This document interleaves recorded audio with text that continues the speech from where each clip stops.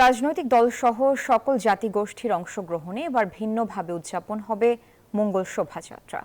বুধবার রাজধানীর foreign service একাডেমিতে নববর্ষ উদযাপন প্রস্তুতি বিষয় ব্রিফিংয়ে সংস্কৃতি উপদেষ্টা জানান, দেশের ৩০টি জেলায় বৈশাখী লোকরট্ট উৎসব ও ১২টি জেলায় সাধু মেলা অনুষ্ঠিত হবে। মুস্তফা সরওয়ার ফারুকী বলেন, চৈত্র সংক্রান্তিতে সোহরাওয়ার্দী উদ্যানে কনসার্ট অনুষ্ঠিত হবে, যেখানে মাইলস, ভাইকিং, ওয়ারফেজ সহ জনপ্রিয় সব ব্যান্ডের পাশাপাশি গারো, মারমা, ত্রিপুরা, খাসিয়া জাতিগোষ্ঠী বিভিন্ন ব্যান্ডের পরিবেশনা থাকবে। বান্ডেল থাকলে প্রতি সেনমানিতে টাকা বাঁচবে। বিকাশ সেনমানি বান্ডেল কিনে জিতুন প্রতি লেনদেনে।